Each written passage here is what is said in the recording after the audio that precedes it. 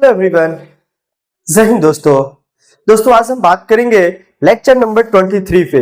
यानी आज की जो क्लासेस होंगी वह क्लासेस अम्ल, क्षार और लवण पे बात होगी। यानी अम्ल, क्षार और लवण को हम आगे की तरफ बढ़ेंगे और जब हम आगे जाएंगे हम पिछले क्लासों में हमने देखा था कि हम क्या पढ़े थे। हम पढ़े थे कुछ महत्वपूर्ण लवण के बारे में पढ़े थे। यानी कुछ महत्वपूर्ण लवण कौन कौन से हैं उसके बारे में हम लोगों ने अध्ययन कर चुके हैं। यानी हमने पढ़ लिया है NaCl के बारे में हम लोग पढ़ चुके हैं।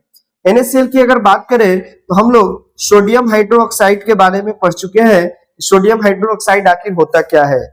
फिर हम लोग पढ़ लिए थे सोडियम हाइड्रोजन कार्बोनेट के बारे में पढ़ लिए थे। यानी सोडियम हाइड्रोजन कार्बोनेट के बारे में हम लोग पढ़ लिए हैं। फिर उसके बाद से हम बेकिंग सोडा यानी हम लोग खाने वाले सोडा के बारे में पढ़ लिए हैं। कैल्शियम ऑक्सीक्लोराइड के बारे में हम लोग पढ़ चुके हैं। कैल्शियम ऑक्सीक्लोराइड के बारे में हम लोग पढ़ चुके हैं। फिर हम लोग अगर हम बात करें CuSO4 into half H2O, CuSO4 copper sulphate into यानी हाफ H2O, यानी हाफ H2O के बारे में हम लोग बहुत अच्छा से हम लोग पढ़ चुके हैं। तो इतने सारे टॉपिक हम लोग पढ़ चुके हैं। यहाँ से अगर कहीं से भी क्वेश्चन पूछे तो आप बहुत अच्छा से इसका जवाब दे सकते हैं। और आज हमें लग रहा है कि आज ये यानी अम्ल, क्षार और लवण के ये अंतिम क्लास होगा। फिर जब हम लोग नेक्स्ट क्लास में आएंगे तो हम लोग पढ़ेंगे धातु, अधातु और उपधातु। इस तरह से हमारा फर्स्ट लेसन और सेकेंड लेसन बहुत अच्छा से कंप्लीट हुआ। हम कोशिश करेंगे कि अम्ल, क्षार और लवण के कुछ ऑब्जेक्टिव प्रश्न को यहाँ पे हम डिस्कशन करा दें। ठीक है, तो आज हम शुरू करने जा रहे हैं। आज का जो हमारा टॉपिक होगा वह टॉपिक क्या होगा, वह टॉपिक होगा पोटास। यानी आज हम लोग पढ़ेंगे पोटास के बारे में। ठीक है, क्या आप इसका नाम सुने थे कि पोटास क्या होता है? पोटास यानी इसी पोटास को हम एलम के नाम से जानते हैं। यानी पोटास को और किस नाम से जानते हैं तो आप बोलेंगे हम एलम के नाम से जानते हैं। सबसे पहले अगर हम बात करें कि पोटास का रासायनिक सूत्र क्या होता है तो सबसे पहला जो हेडिंग होगा वह क्या होगा, यानी उस हेडिंग होगा, आखिर पॉइंट होगा रासायनिक सूत्र। यानी इसका रासायनिक सूत्र क्या है, पोटास का रासायनिक सूत्र क्या है। ठीक है, यानी अगर हम पहला पॉइंट बात करेंगे कि पोटास का आखिर रासायनिक सूत्र क्या होता है तो आप बोलेंगे कि K2SO4 क्या होता है, K2SO4 into aluminium sulphate into 24H2O। ठीक है, इसको हम क्या बोलते हैं, इसी को हम फिटकरी के नाम से भी जानते हैं। अगर हम बोले कि इसका औद्योगिक नाम क्या होगा, पोटास का औद्योगिक नाम क्या होगा तो आप बोलेंगे कि सर पोटास का औद्योगिक नाम को ही हम फिटकरी बोलते हैं। क्या बोलते हैं? फिटकरी बोलते हैं। यानी पोटास का औद्योगिक नाम को हम फिटकरी के नाम से जानते हैं। क्या आप मेरी बातों को समझ पाए? तो अगर आपसे कोई पूछे कि इसका पोटास क्या है तो पोटास को ही हम फिटकरी के नाम से जानते हैं। आखिर फिटकरी का उपयोग कैसे होता है हम चीजों को आगे पढ़ेंगे। आगे हम बात करें कि इसका रासायनिक नाम क्या होता है। रासायनिक सूत्र तो हमने देख लिया, औद्योगिक नाम भी हमने देख लिया, इसके रासायनिक नाम क्या होते हैं तो आप हेडिंग पॉइंट बनाएंगे रासायनिक नाम। यानी पोटास का रासायनिक नाम यानी केमिकल नेम क्या होते हैं इसके बारे में हम लोग देखेंगे। यानी अगर हम बात करें कि पोटास का रासायनिक नाम क्या होता है तो आप बोलेंगे कि सर पोटास का रासायनिक नाम जो होगा वह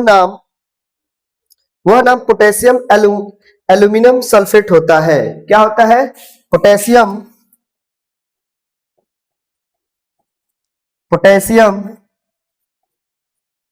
एल्यूमिनियम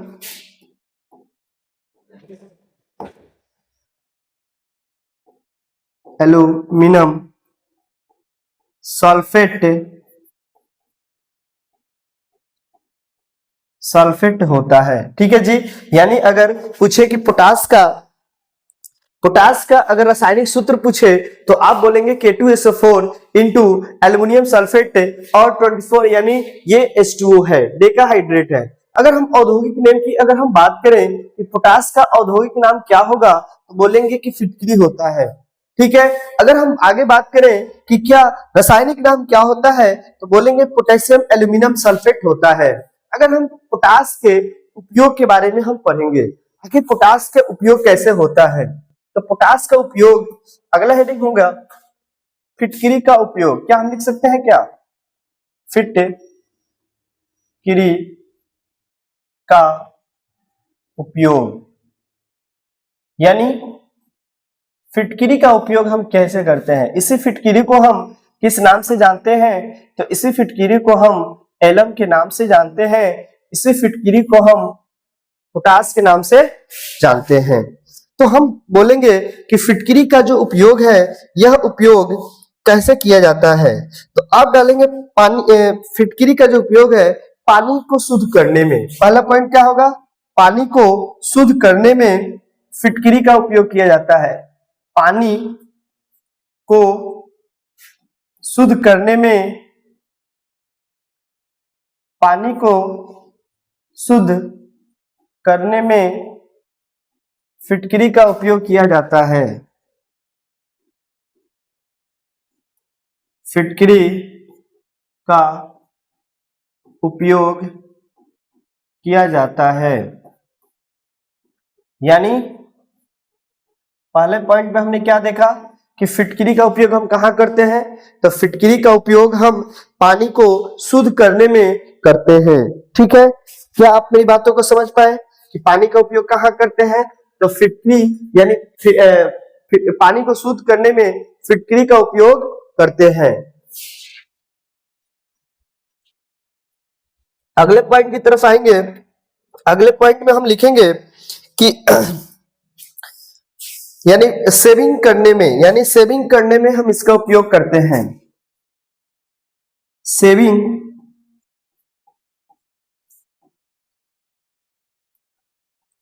सेविंग करने में, करने या दाढ़ी बनाने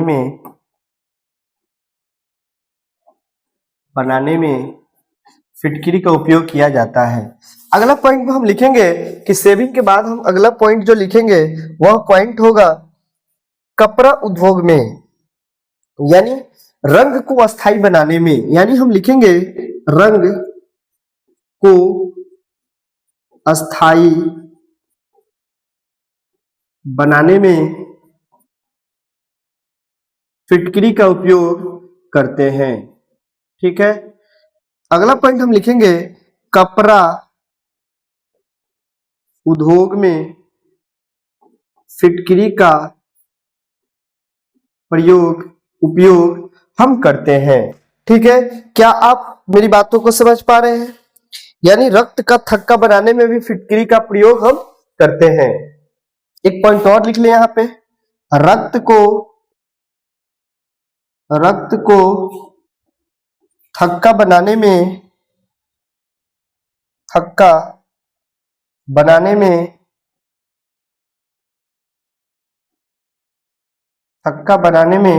फिटकिरी का उपयोग करते हैं। तो अगर आपसे क्वेश्चन अगर पूछे कि आप हमें बताएं कि फिटकिरी का उपयोग के बारे में लिखें, तो एक क्वेश्चन यहां पे लिख लें। यहां पे क्वेश्चन आप लिख सकते हैं होमवर्क के लिए, फिटकिरी का रासायनिक सूत्र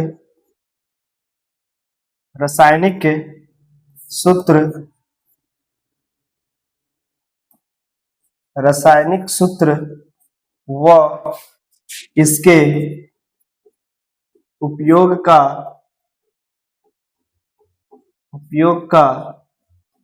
वर्णन करें। ठीक है, ये क्वेश्चन होमवर्क रहेगा।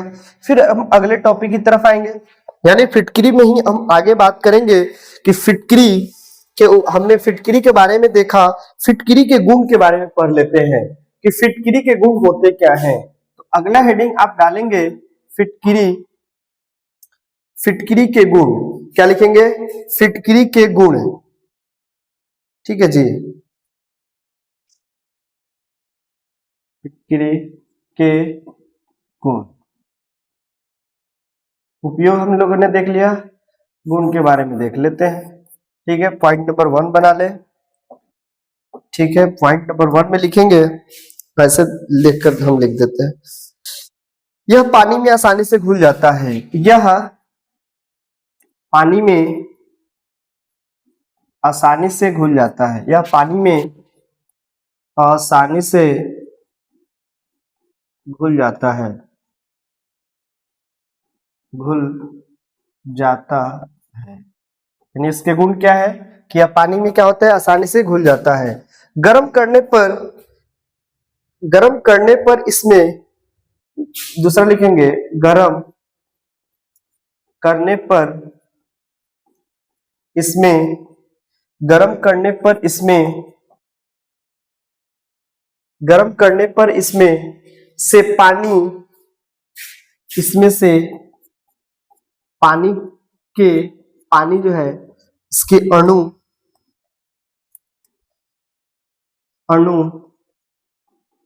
बाहर निकल जाते हैं, बाहर निकल जाते हैं। ठीक है जी।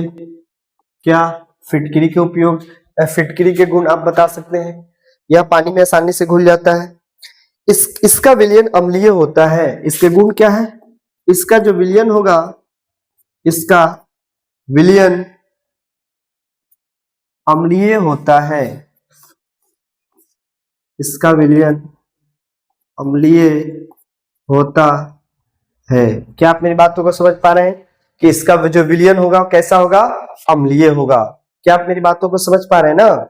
ठीक है, चलिए और पॉइंट लिखवा दे, क्या बोले तो लिखवा देते हैं। ठीक है, इसके क्रिस्टल चमकीले होते हैं, लिख ले। इसके जो क्रिस्टल होगा, इसके क्रिस्टल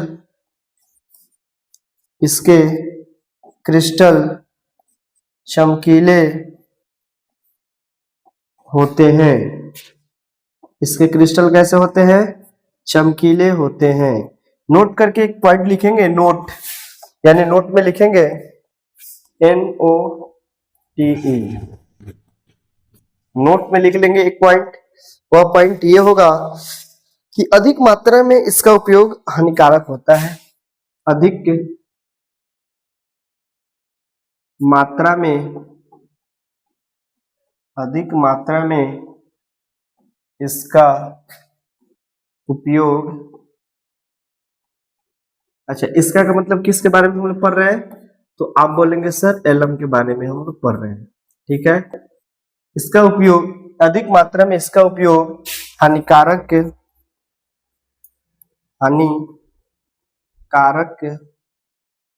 होता है। अगले पॉइंट की तरफ बात करेंगे।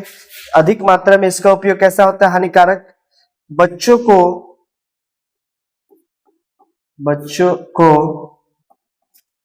एलम से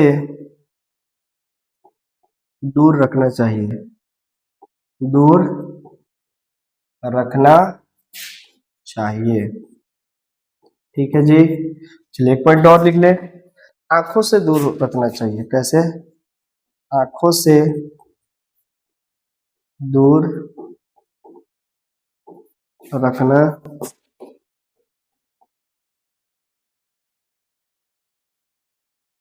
रखना चाहिए।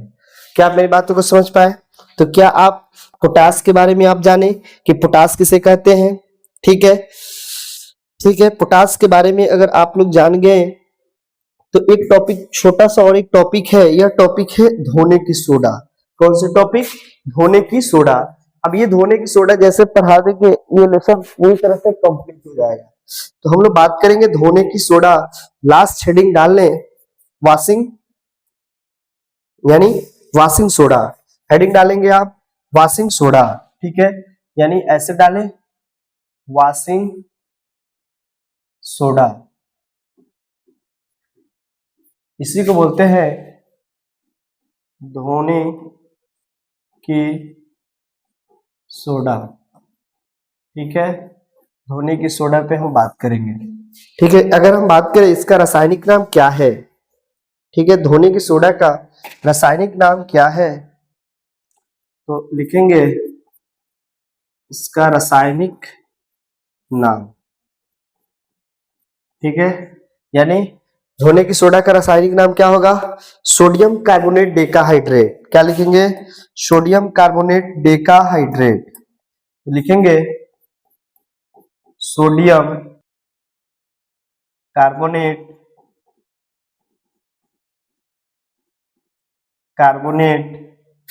डेका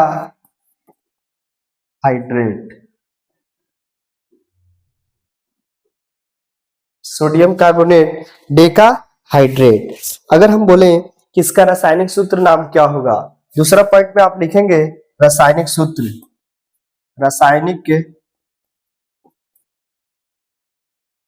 रासायनिक सूत्र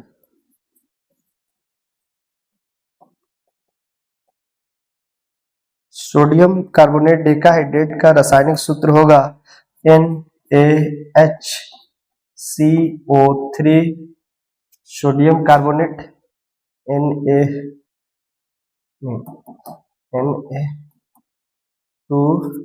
Na2CO3 इंटू 10H2O, ये होना चाहिए Na2CO3 10H2O, ठीक है, हाँ Na2CO3 10H2O, ये क्या है, रासायनिक सूत्र है। अगले पॉइंट की तरफ बढ़ेंगे। रासायनिक सूत्र के बाद हम लोग देखेंगे इसका औद्योगिक नाम क्या है, इसका औद्योगिक नाम, इसका इंडस्ट्रियल नाम, औद्योगिक नाम क्या है, सोडियम कार्बोनेट डेकाहाइड्रेट का औद्योगिक नाम क्या है, तो इसको हम लिखेंगे धावन सोडा। क्या लिखेंगे, धावन सोडा, यानी इसी को हम लिखते हैं धावन सोडा, ठीक है, या धोने की सोडा,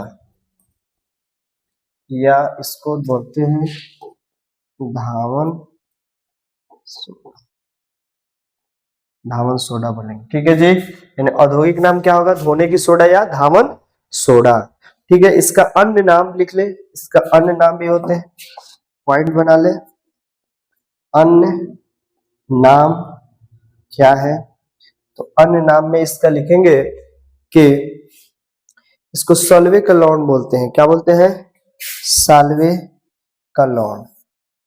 अन्य नाम के भी इसके लिख ले यार, तो इसका अन्य नाम हम लिखेंगे साल्वे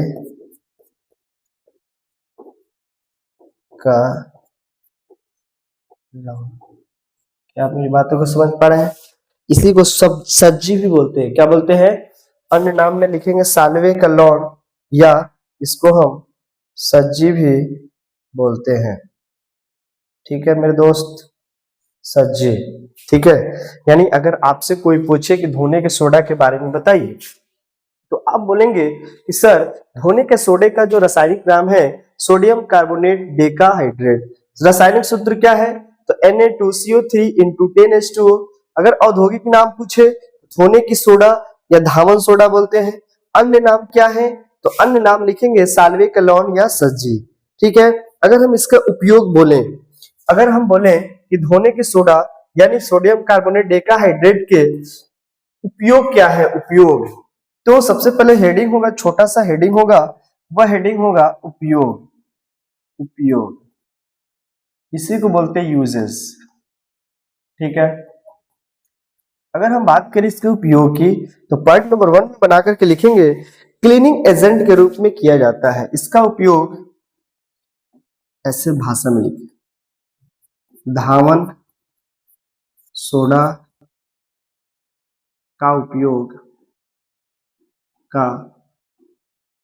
उपयोग क्लीनिंग एजेंट में किया जाता है, क्लीनिंग एजेंट में किया जाता है, में किया जाता है। यानी धावन सोडा का उपयोग कहाँ करेंगे? क्लीनिंग एजेंट में करेंगे। इसका उपयोग कांच साबुन, लिखेंगे अगला पॉइंट, इसका उपयोग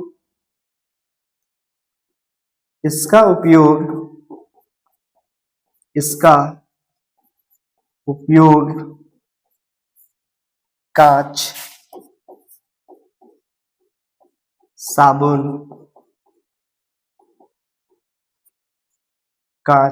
साबुन, एवं कागज उद्योग में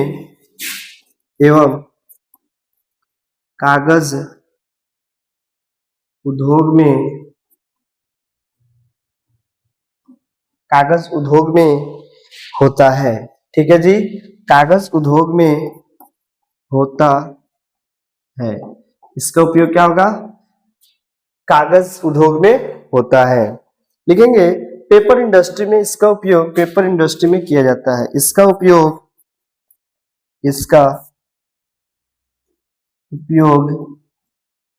पेपर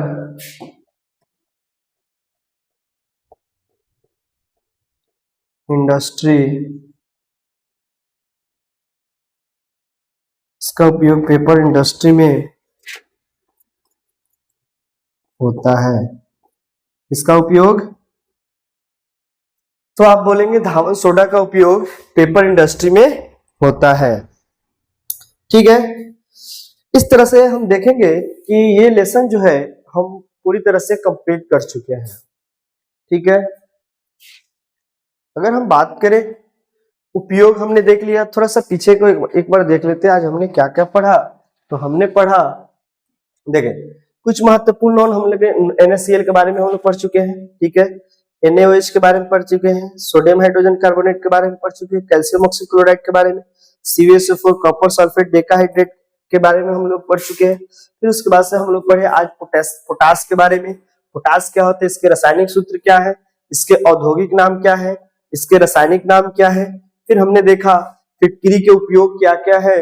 पानी को शुद्ध करने में फिटकरी का उपयोग किया जाता है, सेविंग करने या दाढ़ी बनाने में इसका उपयोग किया जाता है, रंग को अस्थायी बनाते हैं, कपड़ा उद्योग में, रक्त को थक्का बनाने में। अगर हम बात करें, ये क्वेश्चन है, ये HW है, ये HW हम दिया है कि फिटकरी का रासायनिक सूत्र और इसके उपयोग का वर्णन करें। यानी फिटकरी के रासायनिक के सूत्र व इसके उपयोग का वर्णन करना है। उसके बाद से हम देखें कि फिटकरी के गुण क्या क्या हैं, यानी फिटकरी के अंदर कौन कौन से गुण मौजूद होते हैं। तो हम देखें कि यह पानी में आसानी से घुल जाता है, गर्म करने पर इसमें पानी के जो अणु है वह बाहर निकल जाते हैं। फिर हमने देखा इसका उपयोग अम्लीय, इसका विलयन जो होता है अम्लीय होता है, इसके जो क्रिस्टल होते हैं चमकीले होते हैं। अगर हम बात करें आगे कि उसके बाद हम लोगों ने देखा नोट, यानी ये ध्यान देने की बात है यहाँ पे कि अगर हम एलम का अधिक मात्रा में उपयोग करेंगे तो हमारे लिए क्या होगा? हानिकारक होगा। बच्चों को फिटकरी से दूर रखना चाहिए। ठीक है, आंखों से दूर रखना चाहिए, यानी आंखों से दूर हमें रखना चाहिए किसको? फिटकरी को। अब हम आते हैं अगला जो टॉपिक था, धोने की सोडा। तो धोने की सोडा जो है रासायनिक नाम है, उसका रासायनिक नाम क्या है? Sodium carbonate decahydrate. रासायनिक सूत्र क्या है? Na2CO3 × 10H2O। अगर हम औद्योगिक नाम की बात करें तो धोने की सोडा है धावन सोडा के नाम से भी हम जानते हैं। अन्य नाम क्या है? तो साल्वे का लवण या सज्जी, क्या बोलते हैं? सज्जी बोलते हैं। अगर हम इसके उपयोग देखें कि धावन सोडा का उपयोग किन किन चीजों में किया जाता है, तो हम देखेंगे क्लीनिंग एजेंट के रूप में किया जाता है, इसका उपयोग कांच साबुन और कागज उद्योग में किया जाता है, इसका उपयोग पेपर इंडस्ट्री में किया जाता है। तो इस तरह से हम देखते हैं कि हमने दूसरे लेसन को पूरी तरह से कंप्लीट कर दिए। अगर आपको लग रहा है कि अगर कोई टॉपिक छूटा हो तो आप हमें कमेंट कर सकते हैं और बता सकते हैं कि सर ये टॉपिक छूट गया, आप हमें एक बार बता दें। मेरे तरफ से ये लेसन जो है यानी पूरी तरह से कंप्लीट, यानी आज ये लेसन जो है हमने खत्म कर दिया, यानी दूसरा लेसन को हम बहुत अच्छा से खत्म कर चुके हैं। ठीक है जी, यानी दूसरे लेसन की अगर हम बात करें तो दूसरे लेसन हम खत्म कर चुके हैं। तो आज के लिए यही तक हम रखेंगे। और ध्यान दें कि हमने फर्स्ट लेसन और सेकंड लेसन, यानी फर्स्ट लेसन और सेकंड लेसन में अगर कोई दिक्कत हो, अगर परेशानी हो, आप हमें कमेंट कर सकते हैं। हम उस कमेंट के माध्यम से हम आपके डाउट को क्लियर कर देंगे। ठीक है दोस्तों, तो आज के लिए इतना ही रखते हैं। Wish you all the best, have a nice wonderful a good time दोस्तों। जय हिंद।